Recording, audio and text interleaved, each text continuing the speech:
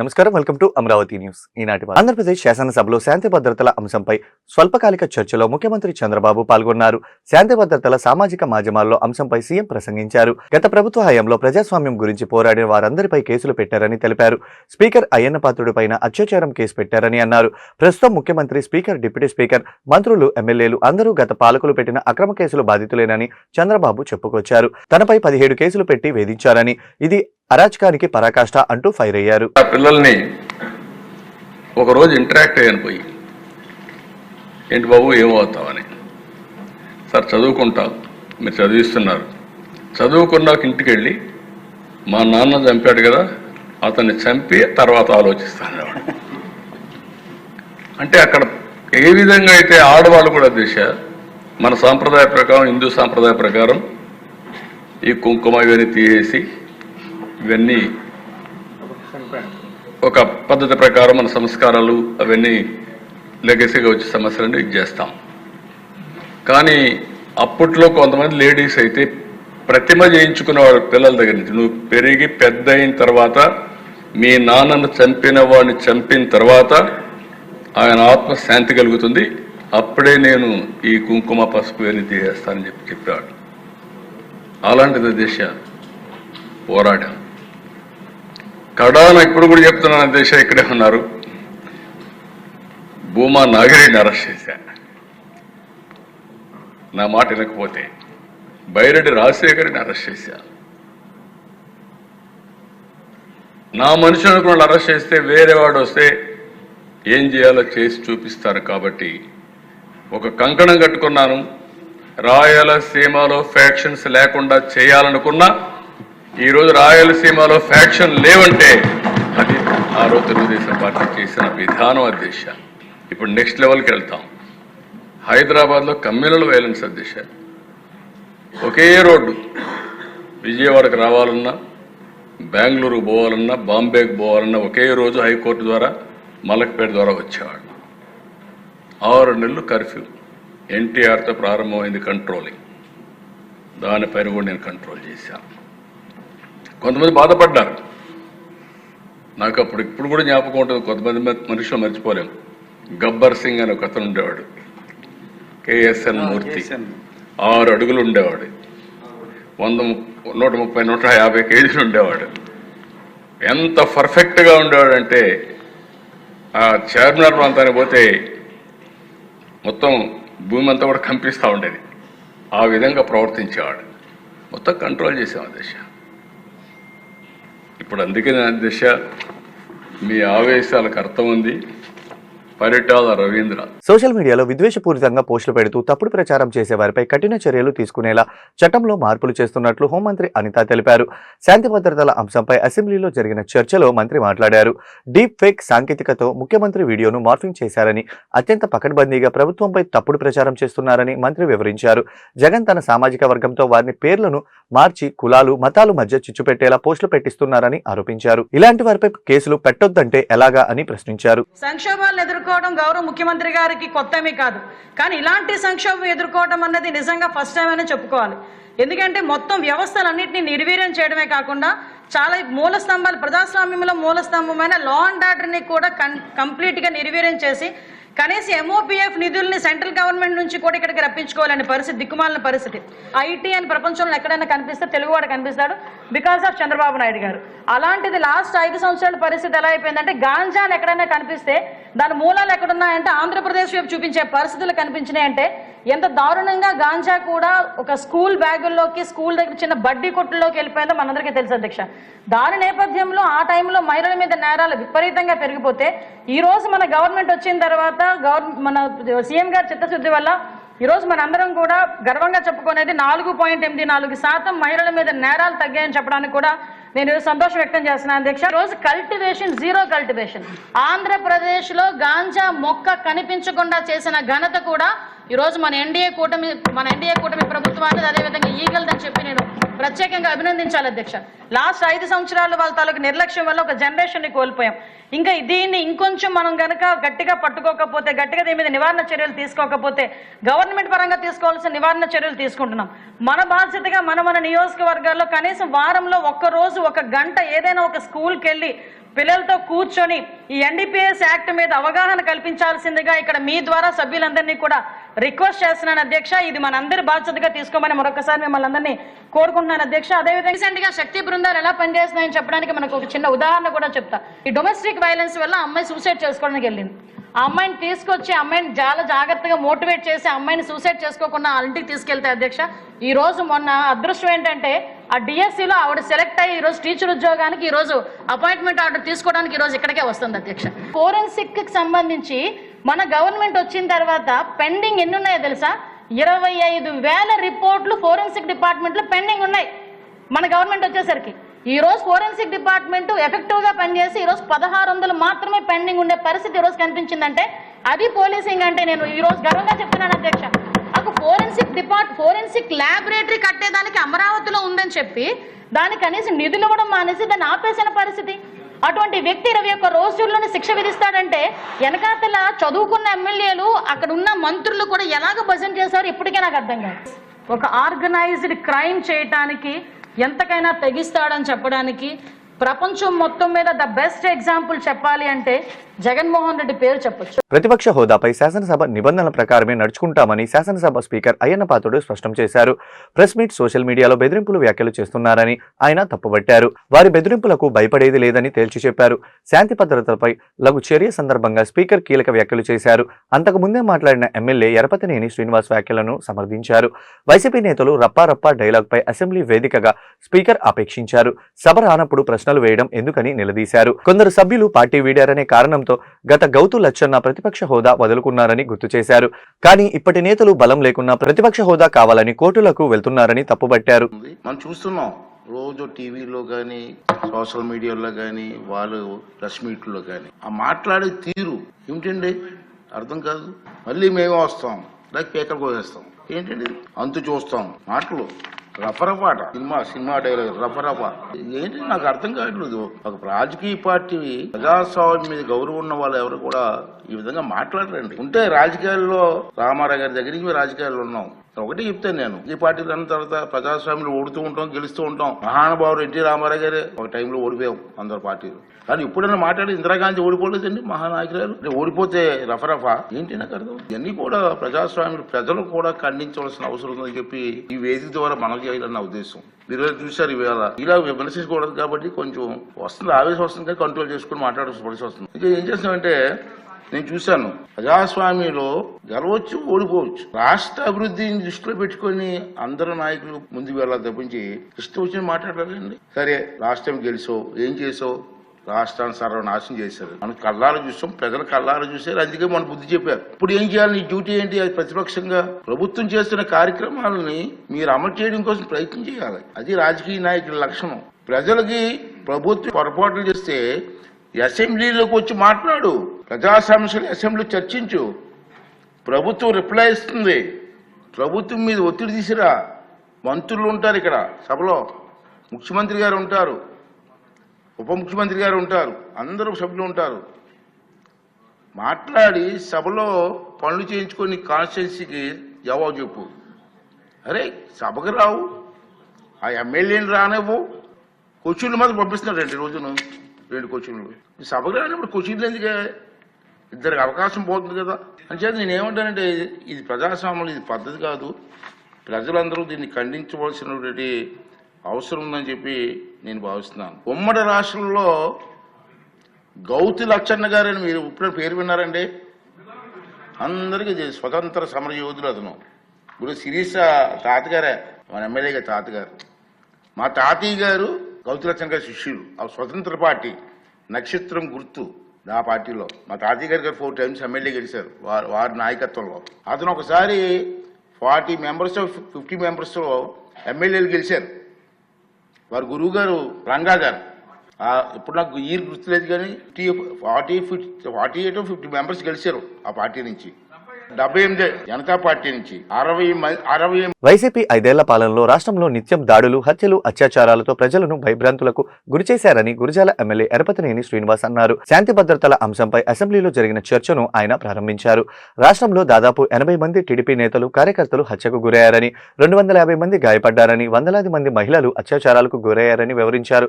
రాష్ట్రంలో రాజారెడ్డి రాజ్యాంగాన్ని అమలు చేసే ప్రజలను ఇబ్బంది పెడుతున్నారని దుయ్యబట్టారు. ఆంధ్రప్రదేశ్లో కూడా అమలుపరచాల్సింది రాజారెడ్డి రాజ్యాంగాన్ని కాదు, అంబేద్కర్ గారి రాజ్యాంగాన్ని అమలుపరిచి చూపిస్తుంది ఆంధ్రప్రదేశ్లో ఎన్డీఏ ప్రభుత్వం, గౌరవ ముఖ్యమంత్రి నారా చంద్రబాబు నాయుడు గారి నాయకత్వంలో అని చెప్పి కూడా మీ అందరికీ తెలియజేస్తున్నాను.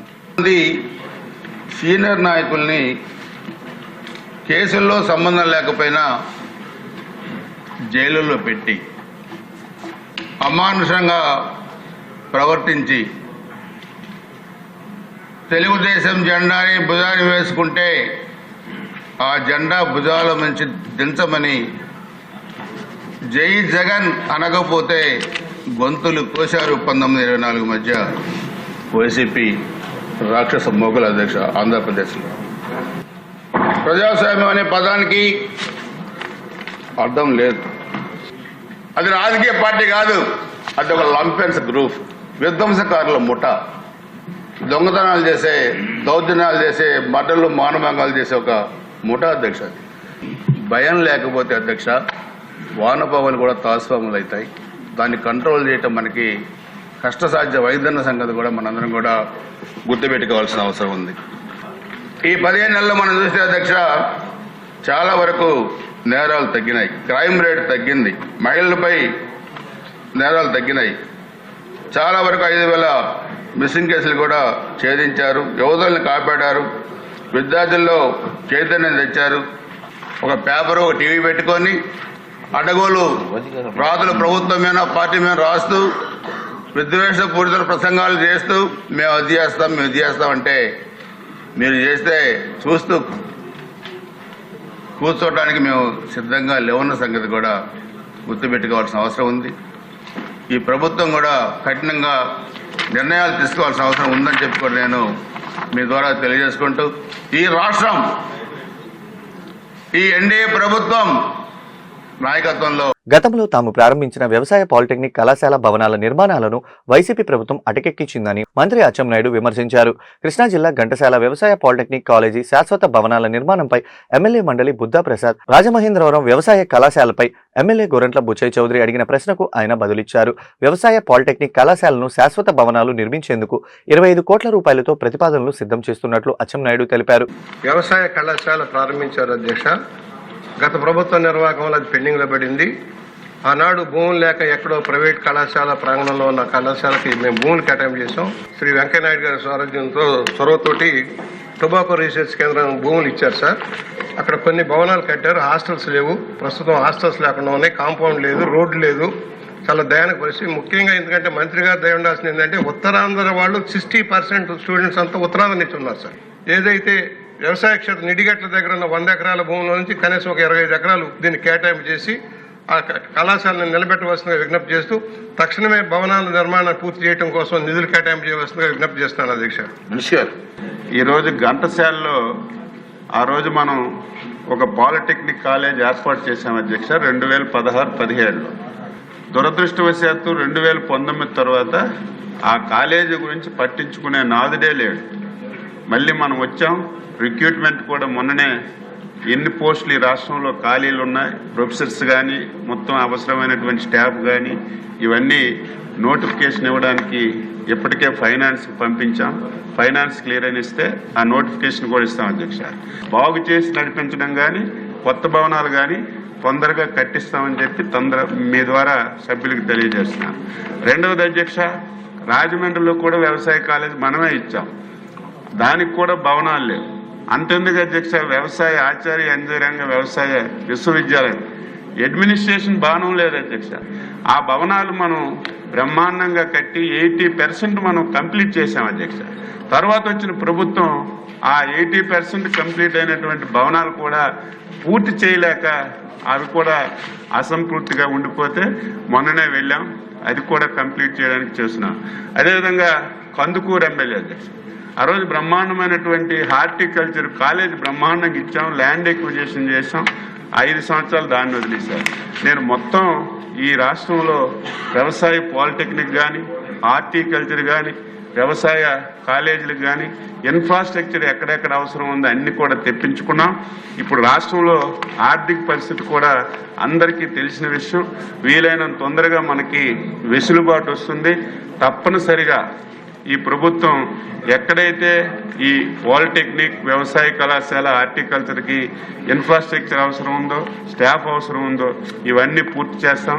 వీలైనంత తొందరగా నేను ఘంటసాల కూడా వెళ్ళి ఒకసారి సభ్యులు నేను చూసి అక్కడ స్టూడెంట్స్కి ఇబ్బంది లేకుండా ఏ విధంగా చర్యలు తీసుకోవాలో తప్పనిసరిగా తీసుకుంటామని మీ ద్వారా సభ్యులందరికీ తెలియజేస్తున్నాను. 104 సంవత్సరాల ఘన చరిత్ర కలిగిన శ్రీ కన్యకా పరమేశ్వరి అమ్మవారి దేవస్థానంలో అంగరంగ వైభవంగా దేవి శరన్నవరాత్రుల మహోత్సవాలు ఘనంగా నిర్వహిస్తున్నామని ఉత్సవ కమిటీ చైర్మన్ కోటా వెంకట శివ శేషగిరిరావు తెలియజేశారు. శ్రీ విశ్వావసు నామ సంవత్సర ఆశ్వయుజ శుద్ధ తదియ బహువారం అమ్మవారు శ్రీ చండీదేవి అలంకరించడం జరిగిందని తెలియజేశారు. ఈ రోజు జిల్లా జడ్జి శ్రీ బి సాయి కళ్యాణ చక్రవర్తి దంపతులు అమ్మవారిని దర్శించుకొని ప్రత్యేక పూజలు కార్యక్రమాల్లో పాల్గొన్నారు. ఈ సందర్భంగా నిర్వాహకులు మాట్లాడుతూ విజయవాడ కనకదుర్గ అమ్మవారి దేవాలయం తర్వాత అధిక సంఖ్యలో భక్తులు దర్శించుకునే దేవాలయం శ్రీ కన్యకా పరమేశ్వరి అమ్మవారి దేవాలయం అని తెలిపారు. ఈ రోజు చండీదేవి అవతారంలో అమ్మవారు భక్తులకు దర్శనమిచ్చారని తెలిపారు. భక్తులు కోరిన కోరికలు తీర్చే తల్లి దుర్గాదేవి అమ్మవారని ఎంతో మంది భక్తులకు నమ్మకమని అన్నారు.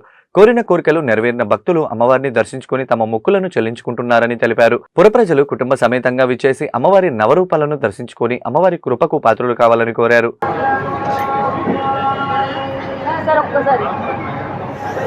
జయవాసవి శ్రీ కన్యకా పరమేశ్వరి దేవస్థానంలో దేవి నవరాత్రి ఉత్సవాలు జరుగుతున్నాయి. 11 రోజుల పాటు ఘనంగా ఈరోజు 3వ రోజు ఉత్సవంలో భాగంగా మన గుంటూరు జడ్జి గారు సాయి జిల్లా ప్రధాన న్యాయమూర్తి గారు శ్రీ సాయి కళ్యాణ చక్రవర్తి గారు తప్ప సమేతంగా ఈరోజు అమ్మవారిని దర్శించుకొని అమ్మవారి ఆశీర్వాదం పొంది అమ్మవారి కృపా కటాక్షాలతో చల్లగా ఉండాలని చెప్పి వారు ఈరోజు గుడికి వచ్చినందుకు మేమంతా కోరుకుంటున్నాము. అలాగే వివిధ రకమైన కొంతమంది పెద్ద వాళ్ళు కూడా గుడికి ఇచ్చేస్తారు. రేపు పుష్పసత్రం కూడా పెద్ద సంఖ్యలో వచ్చే అవకాశం ఉంది కాబట్టి 30-40 వేల మంది రేపు కూడా అమ్మవారిని అందరినీ ఆశీర్వదించి కృపా కటాక్షాలు పొందవచ్చు. జై వాసవి. గుంటూరు నగరంలో ఆరగ్రహారంలో గల శ్రీ కన్యకా పరమేశ్వరి అమ్మవారి దేవస్థానంలో 104వ శ్రీ మధ్యదేవి నవరాత్రి ఉత్సవములు ఘనంగా జరుగుతూ ఉన్నాయి. స్థానిక ఎమ్మెల్యే నాయకులు శ్రీ మహమ్మద్ నజీర్ గారి సూచనలతో వారి ఆధ్వర్యంలో ఒక ఉత్సవ కమిటీ ఏర్పాటు చేయడం జరిగింది. ఈ ఉత్సవాలు ఘనంగా నిర్వహించడానికి ఉత్సవ కమిటీ చైర్మన్గా కోటా శేషగిరి గారిని, అట్లాగే కన్వీనర్ 4, గౌరవ సలహాదారు 4, కమిటీ మెంబర్స్ సుమారు 90 మందితో కమిటీ ఏర్పాటు చేసి ఉత్సవాలు ఘనంగా నిర్వహించాలని వారి సంకల్పంతో ఉత్సవాలు జరుగుతూ ఉన్నాయి. ఈ రోజున 3వ రోజున అమ్మవారు చండీదేవి అలంకారంతో భక్తులకు దర్శనమిస్తూ ఉన్నారు. అట్లాగే ఈసారి ప్రత్యేకంగా నవరాత్రి ఉత్సవాలకు భిన్నంగా 11 రోజులు ఉత్సవాలు జరుగుతూ ఉన్నాయి. రాష్ట్రంలో కనకదుర్గ అమ్మవారు, విజయవాడ అమ్మవారి తర్వాత ఈ ఉత్సవాలు ఘనంగా జరుగుతున్నాయి అనేది పేరు. ఆ పేరు నిలుపుకోవడానికి మేము ప్రయత్నిస్తూ ఉన్నాం. అట్లాగే అమ్మవారికి ఇక్కడ వెలిసి ఉన్న అమ్మవారికి చాలా చాలా మహిమ కలది. గుంటూరు నగరంలోని ప్రముఖులు ఎవరైతే ఆఫీసర్స్ కానీ, జడ్జీలు కానివ్వండి, రాజకీయ నాయకులు కానీ వచ్చి అమ్మవారిని దర్శించుకొని అమ్మవారిని కోరుకొని అమ్మవారి ఆశీస్సులు తీసుకుంటూ ఉన్నారు. ఈ రోజు కూడా ఈ 3 రోజులకే వేలాది మంది భక్తులు వచ్చి అమ్మవారిని దర్శించుకుంటున్నారు. అట్లాగే రాబోయే 8 రోజుల్లో కూడా అమ్మవారి భక్తులు అందరూ కూడా గుంటూరు పట్టణంలో 104 సంవత్సరాల చరిత్ర కలిగిన వాసవి కన్యకా పరమేశ్వరి అమ్మవారి దేవస్థానంలో దసరా ఉత్సవాలను పురస్కరించుకొని ఘనంగా ఏర్పాట్లు చేశారు. దానిలో భాగంగా ఈ 9 రోజుల నవరాత్రులు వివిధ రూపాలతో, వివిధ అలంకారాలతో నిర్వహిస్తారు. అలానే రాష్ట్రంలో అత్యధిక మంది భక్తులు దుర్గా అమ్మవారు విజయవాడ తర్వాత వాసవి అమ్మవారిని దర్శించుకోవడం ఆనవాయితీ. అలానే ఈ అమ్మవారి దగ్గర మంచి పవర్ఫుల్, ఏ కోరికలు కోరుకుంటే ఆ కోరికలను తీర్చే తల్లి వాసవి అమ్మవారు. ఈ వాసవి అమ్మవారిని ఈ రోజున జిల్లా ప్రధాన న్యాయమూర్తి బి సాయి కళ్యాణ చక్రవర్తి గారు సతీ సమేతంగా వేయించేసి అమ్మవారి ఆశీస్సులు పొందారు. గతంలో కూడా ప్రతి సంవత్సరం అమ్మవారి దేవస్థానానికి రాజకీయ నాయకులు అందరూ వచ్చి వాళ్ళ కోరికలు కోరుకొని వాళ్ళ కోరికలు తీరంగానే మళ్ళీ నెక్స్ట్ ఇయర్ వచ్చి ఇక్కడ అమ్మవారికి ఇవ్వాల్సిన కానుకలన్నీ ఇచ్చి వెళ్తుంటారు. అలానే ఇక్కడ కూడా జరుగుతుంది. రేపు అష్టమి, నవమి, దశమి రోజు ఘనంగా మేళతాళాలతో, వాయిద్యాలతో, కోలాటాలతో ఉద్యోగ ఉపాధ్యాయ సంఘాలతో పెట్టుకున్న ఏ ప్రభుత్వం మనుగడ సాధించలేదని పీడీఎఫ్ ఎమ్మెల్సీ గోపిమూర్తి ధ్వజమెత్తారు. వెంకటేశ్వర విజ్ఞాన మందిర ప్రాంగణంలో యూటీఎఫ్ రణబేరి బహిరంగ సభకు ఉద్యోగ ఉపాధ్యాయ నేతలు కదం తొక్కారు. గత ప్రభుత్వం ఉద్యోగ ఉపాధ్యాయ సంఘాలను సమస్యలను నిర్లక్ష్యం చేయడం వల్లనే ప్రభుత్వం మారిందని రాష్ట్ర అధ్యక్షులు నక్కా వెంకటేశ్వర్లు వివరించారు. కానీ ఈ కూటమి ప్రభుత్వం అధికారంలోకి వచ్చి 15 నెలలు అవుతున్న ఉపాధ్యాయుల సమస్యలను పట్టించుకోవడం లేదని మండిపడ్డారు. ఉపాధ్యాయులను బోధనేతర పనులకు ఉపయోగించకూడదని డిమాండ్ చేశారు. అనంతరం యూటీఎఫ్ నేతలు రణబేరి మోగించారు. ఈ కార్యక్రమంలో మాజీ MLC K S Lakshmanarao, M Hanumantharao, Malleswararao, U Rajasekhar, M Khaladar, Prasad, Ramanarao, ఉద్యోగి ఉపాధ్యాయ సంఘాల నేతలు పాల్గొన్నారు. ప్రభుత్వం ఏం చేసిందంటే ఆ చైర్మన్ రాజీనామా చేసి వెళ్ళిపోయాడు. నాకేమీ అడప్ చెప్పలేదని. మరి ఇప్పుడు వరకు పిఆర్సీ కమిషన్ వేయలేదు. పిఆర్సీ కమిషన్ ఎప్పుడు వేస్తారు? మీరు ఐఆర్ ఎప్పుడు ప్రకటిస్తారు?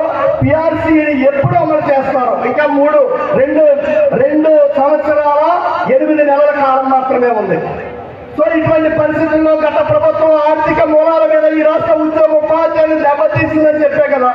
ఈ రాష్ట్రంలో ఉద్యోగ ఉపాధ్యాయులు నేను ప్రశాంతంగా పని చేయకుండా అంతర్జాల కమల హస్తాల్లో బంధించి సిగాకు పుట్టించారనే కదా ఆ ప్రభుత్వాన్ని విముక్తి పొంది కొత్త ప్రభుత్వాన్ని ఎన్నుకున్నది. మరి ఈ ప్రభుత్వం వచ్చినటువంటి ఈ సందర్భంలో ఈ రాష్ట్రంలో ఆ మాట వస్తే దేశ చరిత్రలో ఎప్పుడు లేనటువంటి విధంగా రాష్ట్ర ఉద్యోగ ఉపాధ్యాయులు 90% పోస్టల్ బ్యాలెట్లు వేసినటువంటి సందర్భం. ఆ సాయంత్రం పూటే అప్పుడు ప్రతిపక్ష నాయకుడిగా ఉన్నటువంటి ఇప్పుడు ముఖ్యమంత్రిగా ఉన్నటువంటి చంద్రబాబు నాయుడు గారు ప్రెస్ మీట్ పెట్టి ఈ రాష్ట్ర ఉద్యోగ ఉపాధ్యాయులు నాకు వన్ సైడ్ గా ఓట్లేశారు, నా కడుపు నిండిపోయింది అని చెప్పాడు. మరి ఈ సంవత్సరం ఈ 15 నెలల కాలంలో ఈ రాష్ట్ర ఉద్యోగ ఉపాధ్యాయుల కడుపు నిండుతో లేదా చూసారా ముఖ్యమంత్రి గారు అని చెప్పి రణబేరి సభరించి ప్రశ్నిస్తా ఉన్నామని చెప్పి సందర్భంగా తెలియజేస్తా ఉన్నాం. అదే సందర్భంలో గత పిఆర్సీ రివర్స్ పిఆర్సీ మనలో వస్తే మరింత రివర్స్ అవుతుంది. మన ప్రభుత్వం వస్తే నేను మంచి పిఆర్సీ వేస్తాను, పిఆర్సీ అమలు చేసేటప్పుడు ఇంటీరియర్ రిలీఫ్ ఇస్తానని చెప్పారు. ఈ 15 నెలల్లో కనీసంగా 6 నెలలకు ఇవ్వాల్సినటువంటి డిఏ ఒక్క డిఏ కూడా ఇవ్వలేనటువంటి పరిస్థితి ఉంది. 4 డిఏలు పెండింగ్ ఉన్నాయి. ఆర్థిక పక్కన మన జేఏసీ నాయకులు, రాష్ట్ర నాయకత్వం చెప్తుంది.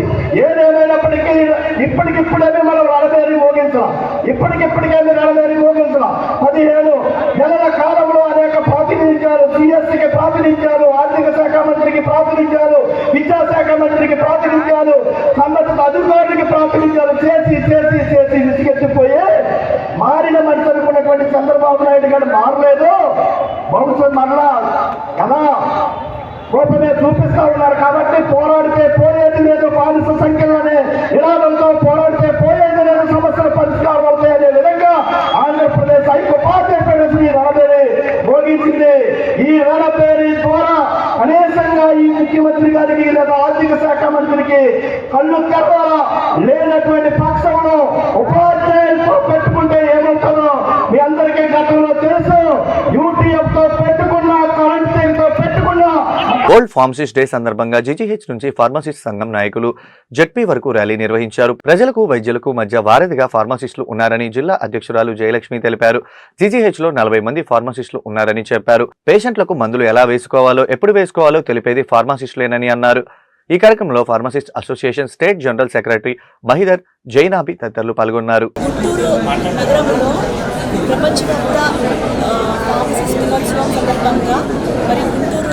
జీజీహెచ్లో ఫార్మసీ అసోసియేషన్ వాళ్ళ ఆధ్వర్యంలో ఈ అద్భుతమైన కార్యక్రమాలు నిర్వహించబడింది. ఈ కార్యక్రమంలో భాగంగా SIMS college of pharmacy Guntur director P Barreddy గారి ఆధ్వర్యంలో ఉన్న ఈ కళాశాల తరఫు నుంచి మేము వచ్చి మా విద్యార్థులు ఈ ర్యాలీలో మేము పాల్గొనడం జరిగింది.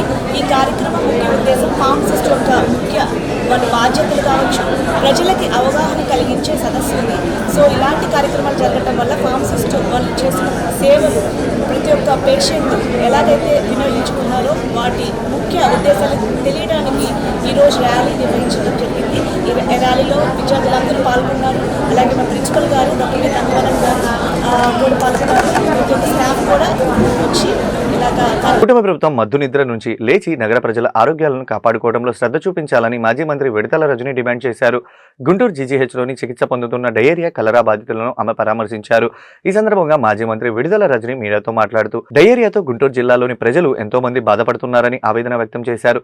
గత 10 రోజులుగా డయేరియా బాధితులు పెరుగుతున్నారే కానీ తగ్గటం లేదని అన్నారు. 200కు పైగా డయేరియా బాధితులు జీజీహెచ్లో జాయిన్ అయ్యారని అన్నారు. ఆరోగ్య శాఖ మంత్రి ఈ విషయం తెలియదా అని ప్రశ్నించారు. నిన్న 80 మంది డిశ్చార్జ్ అయ్యారు. రాత్రి మరొక 10 మంది రోగులు చేరారని చెప్పారు. 11 కలరా కేసులు నమోదవుతున్నా ఉంటే వైద్య సిబ్బంది ఏం చేస్తున్నారో అర్థం కావడం లేదని అన్నారు. నీరు శాంపిల్స్ తీసుకుని పరీక్షలు చేయించారా, వాటి రిజల్ట్స్ ఏం వచ్చాయో రిపోర్టులు బయట పెట్టాలని డిమాండ్ చేశారు. జిల్లా కలెక్టర్, కమిషనర్ పట్టించుకొని నగర ప్రజల ఆరోగ్యాలను కాపాడాలని కోరారు. ఈ కార్యక్రమంలో తూర్పు నియోజకవర్గ ఇన్ఛార్జ్ షేక్ నూరి ఫాతిమా, తాడికొండ నియోజకవర్గ ఇన్ఛార్జ్ వనమ బాల వజ్రబాబు మరియు వైఎస్ఆర్ కాంగ్రెస్ పార్టీ ముఖ్య నాయకులు, కార్యకర్తలు, అభిమానులు పాల్గొన్నారు. రాష్ట్రంలో కళ్ళకు కనిపించట్లేదా ఈ చంద్రబాబు నాయుడు గారికి నేను ప్రశ్నిస్తా ఉన్నాను. ఏం చేస్తున్నారు? ఏం మెజర్స్ తీసుకున్నారు? ఏం రిపోర్ట్స్ వచ్చినాయి? దానికి ఏం ప్లానింగ్ చేస్తున్నారు? వీళ్ళందరినీ ఎలా రెస్క్యూ చేస్తాము? ఏ విధంగా రెస్క్యూ మెజర్స్ తీసుకుంటున్నారు? ఏమీ అరేంజ్మెంట్స్ ఏమీ కనిపించట్లేదు. కాబట్టి ఇప్పటికైనా కూడా మేల్కొని వీళ్ళందరి విషయంలో ఈ గుంటూరు సిటీకి సంబంధించి ఇప్పటికీ 200 మంది ప్రాణాలతో చెలగాటం ఆడుతున్నటువంటి ఈ డయేరియా నుంచి ఈ ప్రాంత ప్రజల్ని కాపాడడానికి అన్ని మెజర్స్ తీసుకోవాల్సినటువంటి బాధ్యత ఈ ప్రభుత్వానిదే అని మరొకసారి తెలియజేస్తూ ఉన్నాము. అండ్ కలరా అసలు మనము చాలా అరుదుగా వింటాము. అలాంటిది 11 కేసులు ఉన్నాయి. కలరా 11 కేసులు ఉన్నాయి. ఇంకా ఎంతమంది ప్రైవేట్లో చూసుకుంటున్నారు? కొంతమంది డెత్స్ కూడా ఉన్నాయి అంటున్నారు. సో ఆ డెత్స్ అంటే అఫీషియల్గా వీళ్ళు రికార్డ్ చేసి ఏం చెప్పట్లేదు, కానీ డెఫినెట్గా అక్కడ ఇక్కడ జరిగి ఉండొచ్చు. మొన్న చూసాము తుర్కపాలెంలో 40 మంది దాకా చచ్చిపోయారు. ఎందుకు చచ్చిపోయారు? రూట్ కాజ్ ఏంటి? ఎందువల్ల ఇలా జరుగుతుంది? దాని మీద కూడా ఇప్పటికీ కూడా ఈ ప్రభుత్వానికి ఇంత కూడా దాని మీద కూడా తెలుసుకుందామని కానీ ఏదైనా చేద్దాము ఎందువల్ల ఇలా అయిందని కానీ దాని మీద కూడా ఏం చిత్తశుద్ధి లేదు. ఇప్పుడు వచ్చినటువంటి ఈ డైరియా మీద చిత్తశుద్ధి లేదు. ఇంకా దేని మీద ఉన్నట్టు?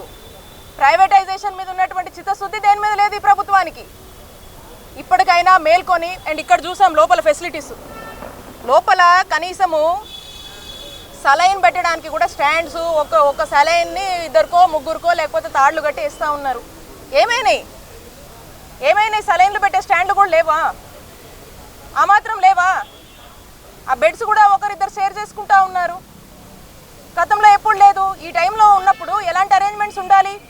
అవసరమైతే ఒక స్పెషల్ బడ్జెట్ కేటాయించండి, ఫెసిలిటీస్ పెంచండి, స్టాఫ్ని పెంచండి, ఇమీడియట్ ఇన్స్ట్రక్షన్స్ ఇవ్వండి.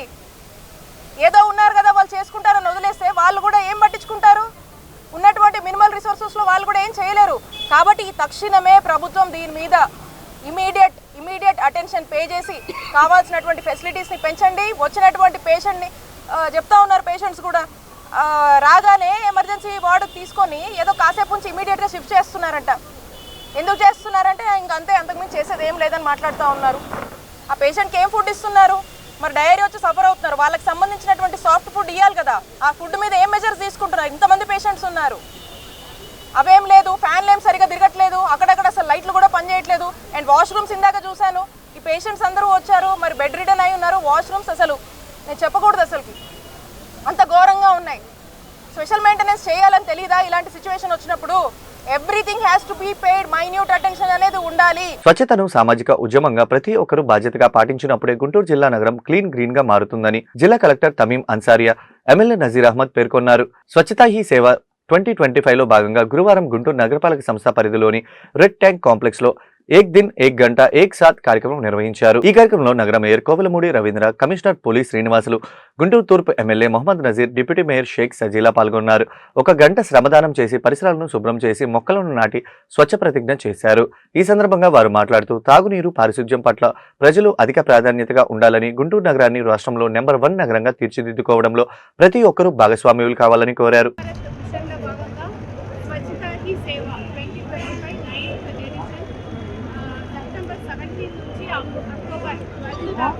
ప్రతిరోజు కూడా ఒక్కొక్క యాక్టివిటీతో మనం జరుపుకుంటున్నాము.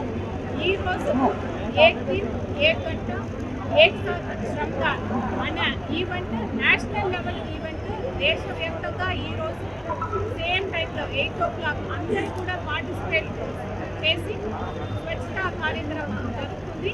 మన జిల్లాలో కూడా అన్ని ఏరియాస్లో కూడా కూడా ఈ ప్రోగ్రాం నిర్వహించడం జరుగుతున్నది. ఈరోజు మున్సిపల్ కార్పొరేషన్ పరిధిలో 57 వార్డ్స్లో కూడా చేస్తున్నాము. దీంట్లో అందరూ కూడా ప్రజాప్రతినిధులు, ఎన్జిఓస్, స్టూడెంట్స్, ఇక్కడ ఉన్న శానిటరీ వర్కర్స్ అందరూ కూడా దీంట్లో ఒక కమ్యూనిటీ మూవ్మెంట్ లాగా ఈరోజు చేస్తున్నాము.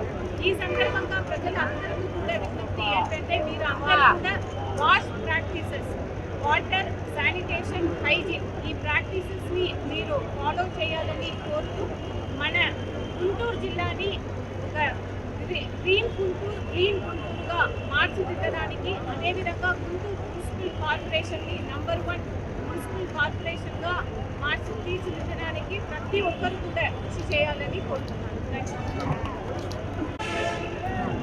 స్వచ్ఛతా హీ సేవ అనే నినాదంతో కేంద్ర ప్రభుత్వం ఆధ్వర్యంలో దేశవ్యాప్తంగా ఈరోజు ఏక్ దిన్ ఏక్ గంట ఏక్ సాత్ శుభ్రంతో పేరుతో పెద్ద ఎత్తున ఈ కార్యక్రమాన్ని తీసుకొని దేశంలో అన్ని ప్రాంతాల్లో కూడా స్వచ్ఛత గురించి మాట్లాడేటువంటి ఒక ఈవెంట్ని ఈరోజు చేయడం జరుగుతూ ఉంది. ముఖ్యంగా సామాన్యులకు సైతం అవగాహన కల్పించేటువంటి విధంగా సెప్టెంబర్ 17 నుంచి గాంధీ జయంతి వరకు ఈ కార్యక్రమాన్ని పెద్ద ఎత్తున అనేక అంశాల మీద తీసుకోవడం జరుగుతూ ఉంది.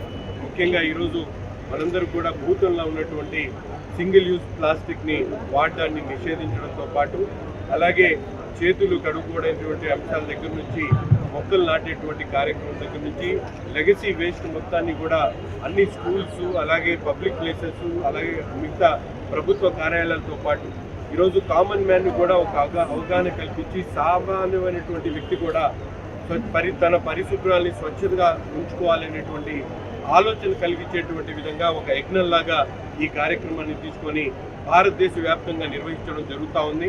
అందుకని గుంటూరు నగరంలో ఉన్నటువంటి ప్రతి ఒక్కరూ కూడా తమ బాధ్యతగా ఈ కార్యక్రమాన్ని తీసుకొని మన నగరం పరిశుభ్రంగా, మన ప్రాంతం పరిశుభ్రంగా, మన ఇంటిని పరిశుభ్రంగా ఉంచుకునేటువంటి ఒక ఆలోచనని ప్రతి ఒక్కరిని కూడా కలిగించాలనేటువంటి ధ్యేయంతో ఈరోజు ఈ కార్యక్రమాన్ని తీసుకోవడం జరుగుతూ ఉంది. ప్రతి ఒక్కరు కూడా, ఎందుకంటే ప్రభుత్వాలు వేల కోట్ల రూపాయలు ఈరోజు వాతావరణాన్ని అలాగే కాలుష్యం కాకుండా నిర్మూలించడానికి, ఒక పక్కన మంచినీటిని సదుపాయాలు కల్పించడానికి అనేక అంశాల మీద కోట్ల రూపాయలు ఖర్చు పెడుతున్నప్పుడు కూడా ప్రజల్లో అవగాహన లేకపోవడంతో ప్రతి ఒక్కరు కూడా నైతికంగా దీన్ని బాధ్యత తీసుకొని ఎవరికి వారు ఈ ప్రాంతాన్ని, మా ప్రాంతాన్ని నీరు కానీ, గాలి కానీ, అలాగే మిగతా అన్నీ కూడా స్వచ్ఛంగా ఉంచుకోవాలనే, పరిశుభ్రంగా ఉంచుకోవాలనేటువంటి ఆలోచన కలిగించడానికే ఈ కార్యక్రమాన్ని ఇంత పెద్ద ఎత్తున చేపట్టడం జరుగుతూ ఉంది. ప్రజలందరూ కూడా సహకరించి తప్పకుండా మన గుంటూరు నగరాన్ని పరిశుభ్రంగా ఉంచుకునేటువంటి విధంగా నగరపాలక సంస్థ ఈరోజు 57 డివిజన్స్ లో కూడా మెగా డిఎస్సీ పేరుతో గత వైసీపీ ప్రభుత్వం నిరుద్యోగులను దగా చేస్తే డిఎస్సీ నిర్వహించి యువతకు ప్రభుత్వ ఉద్యోగాలు కల్పించి పార్టీ కూటమి ప్రభుత్వం అని ఎమ్మెల్యే నసీర్ అహ్మద్ వ్యాఖ్యానించారు. తూర్పు నియోజకవర్గంలోని తెలుగుదేశం పార్టీ కార్యాలయంలో డిఎస్సీకి సెలెక్ట్ అయిన యువతకు దుశ్యాలువాలతో ఘనంగా సన్మానించారు. అనంతరం ఎమ్మెల్యే మీడియాతో మాట్లాడారు. రాష్ట్రంలో ఒక పండుగ వాతావరణం కనపడుతుందని అన్నారు. గత 10 సంవత్సరాలుగా ప్రభుత్వ ఉద్యోగాల కోసం ఎన్నో ప్రయత్నాలు నిరుద్యోగులు చేశారని తెలిపారు. కూటమి ప్రభుత్వం అధికారంలోకి వచ్చిన వెంటనే మెగా డిఎస్సీని నిర్వహిస్తుంటే దానిని అడ్డుకోవాలని వైసీపీ పార్టీ నాయకులు అనేక ఆటంకాలు కలిగించారని చెప్పారు. నారా లోకేష్ నాయకత్వంలో ఎక్కడ అవినీతికి తావు లేకుండా పారదర్శకంగా డిఎస్సీ నిర్వహించామని చెప్పారు. అందులో సెలెక్ట్ అయిన వారికి ప్రభుత్వ ఉపాధ్యాయ ఉద్యోగాల నియామక పత్రాలు అందజేస్తున్నామని తెలిపారు. ముఖ్యమంత్రి నారా చంద్రబాబు నాయుడికి, ఉప ముఖ్యమంత్రి పవన్ కళ్యాణ్కి, విద్యాశాఖ మంత్రి నారా లోకేష్కి డిఎస్సీ సెలెక్ట్ అయిన యువకులు పెద్ద ఎత్తున ధన్యవాదాలు తెలుపుతున్నారని అన్నారు. గుంటూరు తూర్పు నియోజకవర్గంలోని సుమారు 71 మంది డిఎస్సీకి సెలెక్ట్ అయ్యారని, వారందరికీ హృదయపూర్వక శుభాకాంక్షలు తెలియజేస్తున్నానని అన్నారు. నారా లోకేష్ సారథ్యంలో ఆంధ్రప్రదేశ్ రాష్ట్రంలోని కొన్ని అంతర్జాతీయ కంపెనీలు స్థాపించి యువతకు ఉద్యోగాలు కల్పించేందుకు ముందుకు వస్తున్నాయని తెలిపారు. ముఖ్యమంత్రి చంద్రబాబు నాయుడు, ఉప ముఖ్యమంత్రి పవన్ కళ్యాణ్, మంత్రి నారా లోకేష్ కు ఈ ప్రాంత ప్రజలు రుణపడి ఉన్నారని ఆనందం వ్యక్తం చేశారు. అందరికీ నమస్కారం. ఈరోజు రాష్ట్రంలో ఒక పండగ వాతావరణం కనిపిస్తా ఉంది. ఎందుకంటే గత 5 సంవత్సరాల్లో ప్రతి ఒక్క చదువుకున్నటువంటి విద్యార్థి కూడా తప్పకుండా ప్రభుత్వ ఉద్యోగం కావాలి అనేటువంటి ఆలోచనతో దాదాపు 10 సంవత్సరాల నుంచి సుదీర్ఘంగా ప్రయత్నం చేస్తూ ఎన్ని ఇబ్బందులున్నా కూడా ఉద్యోగం కోసం ఎదురు చూస్తూ అనేక పర్యాయాలు వీళ్ళందరూ కూడా ప్రయత్నం చేసినటువంటి పరిస్థితులు.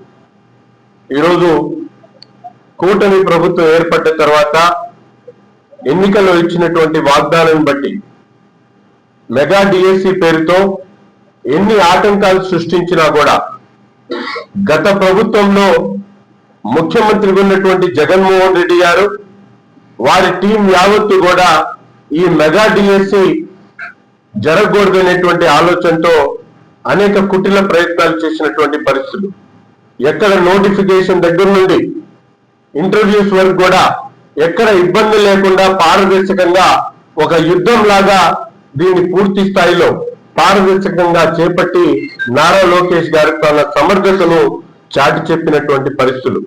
ముఖ్యంగా గత ప్రభుత్వంలో మెగా డిఎస్సి పేరుతో పదే పదే దగా చేసినటువంటి పరిస్థితులు.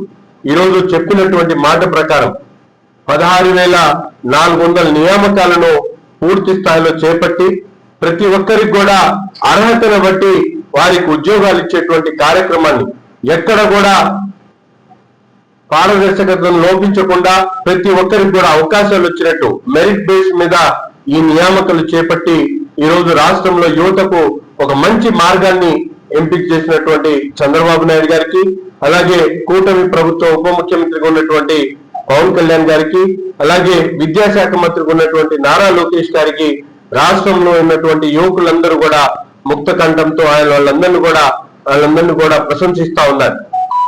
రేపు జరగబోయేటువంటి ఈ కార్యక్రమంలో మన గుంటూరు తూర్పు నియోజకవర్గంలో 71 మంది ఈ డిఎస్సి నియామకాల్లో వాళ్ళందరూ కూడా ఉత్తీర్ణమైనటువంటి పరిస్థితులు. అటువంటి వాళ్ళందరూ కూడా పేరు పేరున హృదయపూర్వకమైనటువంటి అమరావతి సచివాలయ ప్రాంగణంలో ఘనంగా నిర్వహించిన మెగా డిఎస్సి ఉత్సవంలో ముఖ్యమంత్రి నారా చంద్రబాబు నాయుడు పాల్గొని అభ్యర్థులకు నియామక పత్రాలు అందజేశారు. ఈ సందర్భంగా 15,941 మంది అభ్యర్థులు టీచర్లుగా ఎంపికై నియామక పత్రాలు స్వీకరించారు. ఈ చారిత్రాత్మక కార్యక్రమంలో వేమూరి శాసనసభ సభ్యులు నక్కా ఆనంద్ బాబు కూడా పాల్గొని విజేతలకు స్వయంగా నియామక పత్రాలు అందజేశారు. 1994 నుంచి 2025 వరకు 14 డిఎస్సీలు నిర్వహించి 1,96,619 టీచర్ పోస్టులను భర్తీ చేశామన్న ఘనత సీఎం చంద్రబాబుకు దక్కుతుందని, అధికారంలోకి రాగానే మెగా డిఎస్సి ఫైల్తోని తొలి సంతకం చేశారని గుర్తు చేశారు. ఈ కార్యక్రమంలో మంత్రి నారా లోకేష్, బీజేపీ చీఫ్ మాధవి తదితరులు పాల్గొన్నారు. గుంటూరు ఆరగ్రహారంలోని వెంచేసి ఉన్న శ్రీ కనికా పరమేశ్వరి అమ్మవారి దేవస్థానం నందు 4వ రోజు శ్రీ పుష్పశయ అలంకారంతో భక్తులకు దర్శనమిచ్చారు. కర్ణాటక నుంచి ప్రత్యేకముగా పూలు తెప్పించి దేవస్థానం మొత్తం అత్యంత సుందరంగా అలంకారం చేయడం జరిగింది. జగన్మాత శ్రీ కన్యకా పరమేశ్వరి అమ్మవారు విశేష పూలమాల అలంకరణ మరియు విద్యుత్ వెలుగుల్లో దేదీప్యమయంగా కన్నుల పండుగ భక్తులకు అమ్మవారు దర్శనమిచ్చారు. ఈ రోజు అలంకార ప్రారంభోత్సవ కార్యక్రమంలో ముఖ్య అతిథులుగా 35వ డివిజన్ కార్పొరేటర్ ఈరంటి వరప్రసాద్, ఉత్సవ కమిటీ చైర్మన్ కోట శేషగిరిరావు, గౌరవ సలహాదారులు కోనకల్ల సత్యం, దేవస్థానం ఈవో ఎన్ శ్రీనివాసరావు మరియు ఉత్సవ కమిటీలు సభ్యులు టంగుటూరి అర్జున్రావు, కూనీటి శెట్టి శ్రీనివాసరావు, రంగన్న, శ్రీను, గజవల్లి అంకారావు, ఇమ్మడి శ్రీనివాసమూర్తి పాల్గొన్నారు.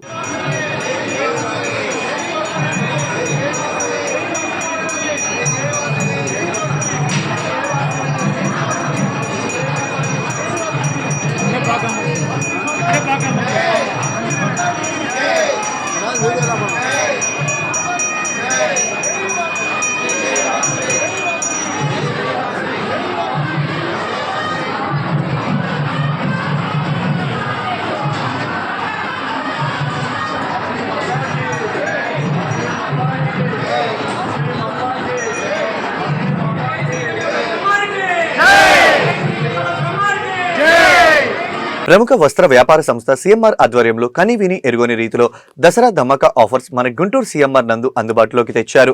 అద్భుతమైన కలెక్షన్లతో, ఆకర్షణీయమైన ఆఫర్లతో తమ కస్టమర్ల కొరకు సిద్ధం చేసి ఉంచారు. పెద్దవాళ్ల దగ్గర నుంచి చిన్నపిల్లల వరకు కావాల్సిన కలెక్షన్ అన్నింటినీ గుంటూరు ప్రజల కొరకు ఈ దసరా ధమాకా ఆఫర్స్ సందర్భంగా సిఎంఆర్ వారు సిద్ధం చేశారు. ఈ సందర్భంగా మేనేజర్ రవి రియాజ్ మాట్లాడుతూ ఈ దసరా ధమాకాను గుంటూరు పరిసర ప్రాంత కస్టమర్లు సద్వినియోగం చేసుకోవాలని కోరారు. ఇవే కాక దసరా పండుగను పురస్కరించుకొని తమ షాపింగ్ మాల్లో దసరా ధమాకా పేరిట ప్రత్యేక ఆఫర్లు ప్రకటించామని చెప్పారు. 1000 రూపాయల కొనుగోలు చేసిన ఖాతాదారులకు స్పాట్ గిఫ్ట్లు అందిస్తున్నట్లు వివరించారు. దసరా పండుగని పురస్కరించుకొని సరికొత్త స్టాక్ అందుబాటులోకి వచ్చిందని, మెన్స్ వేర్, కిడ్స్ వేర్ తో పాటు మహిళలకు అనేక రకాలైన డిజైనర్ వస్త్రాలు, రకరకాల చీరలు అందుబాటులోకి తెచ్చామని అన్నారు. సిల్క్, పట్టు, ఫ్యాన్సీ చీరలతో పాటు చేనేత వస్త్రాలు సైతం రకరకాల డిజైన్ మోడల్లో ఉన్నాయని తెలిపారు.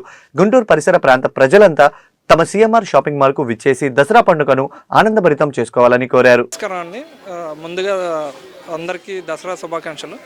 మన గుంటూరులో సిఎంఆర్ బ్రాంచ్ నందు దసరా ధమాకా కింద ప్రతి 1000 రూపాయల కొనుగోలుపై స్పాట్ గిఫ్ట్ ఇవ్వడం జరుగుతుంది. ఈ అవకాశాన్ని అందరూ సద్వినియోగం చేసుకోవాల్సిందిగా కోరుచున్నాము. ప్రతి 1000 రూపాయలకి 5 జీన్స్ ప్యాంట్లు, 5 టీషర్ట్స్, షర్ట్స్ మరియు పిల్లలకి కాటన్ ఫ్రాక్స్ కానీ, టాప్స్ కానీ, కుర్తీస్ కానీ, సో పట్టు చీరలు 1699 రూపాయలు పెట్టి పట్టు చీర కొంటే 19 రూపాయలకి సెకండ్ చీర ఇవ్వడం జరుగుతుంది. సో ఇలాంటి ఇంకా మరెన్నో అద్భుతమైన ఆఫర్లు సద్వినియోగం చేసుకోవాల్సిందిగా కోరుచున్నాం. గుంటూరు నగర ప్రజలందరికీ కూడా దసరా శుభాకాంక్షలు అండి. ముందుగా మన గుంటూరు సిఎంఆర్ షాపింగ్ మాల్ లక్ష్మీపురంలో మెయిన్ రోడ్లో ఉందండి. ఇక్కడ వచ్చేసరికి చిన్నపిల్లల దగ్గర నుంచి పెద్దవాళ్ళ దాకా అన్ని వయసుల వాళ్ళకి మంచి ఐటమ్స్ లభిస్తాయి. ప్లస్ స్పాట్ గిఫ్ట్ ఆర్టికల్స్ ఉన్నాయి. 1000 రూపాయలు కొనుగోలు చేసిన కాడి నుంచి మీకు గిఫ్ట్లు లభిస్తాయండి. ఇక్కడ వెరైటీస్ వచ్చేసరికి ప్రతి ఐటెం మీద కూడా ఆఫర్స్ ఉన్నాయి, గిఫ్ట్ ఆర్టికల్స్ ఉన్నాయి. మంచిగా ఉన్నాయండి. ఐటమ్స్ అన్నీ కూడా చాలా కొత్త మోడల్స్ ఉన్నాయి, లేటెస్ట్ కలెక్షన్స్ ఉన్నాయి. ఏ ఐటమ్ చూసినా కానీ కొనాలనిపించేటట్టు ఉన్నాయండి. ఆ విధంగా ఉన్నాయి. కలర్స్ కాంబినేషన్ కానీ, ఐటమ్స్ కానీ, సైజెస్ కానీ, అన్నీ వేరియంట్స్ అన్నీ కూడా చాలా బాగున్నాయండి. ఒక్కదానికి వస్తే మనం 10 కొనేటట్టు ఉన్నాయండి. ప్రతి ఐటెం కూడా, ప్రతిదీ కూడా. చిన్నపిల్లల ఐటమ్ ఉంది, పెద్దవాళ్ళది ఉంది, చుడీదార్స్ ఉంది, శారీస్ ఉంది, పట్టు ఉంది, తర్వాత ప్యాంట్ షర్ట్స్ ఉన్నాయి, తర్వాత బెడ్షీట్స్ కానీ, డోర్ కర్టన్స్ అన్నీ ఉన్నాయండి. గిఫ్ట్ ఆర్టికల్స్ కూడా 14,000 వరకు మొత్తం ఎంత కొన్నా కూడా 1000 నుంచి స్టార్ట్ అవుతాయండి. మీకు మంచిగా గిఫ్ట్ ఆర్టికల్స్ కూడా ఉన్నాయి. ఈ అవకాశాన్ని దసరా టైంలో వినియోగించుకోవాల్సిందిగా కోరుచున్నాం. ఈ వార్తలు ఇంతటితో సమాప్తం. తిరిగి మరో బులెటిన్లో మళ్ళీ కలుద్దాం. నమస్కారం.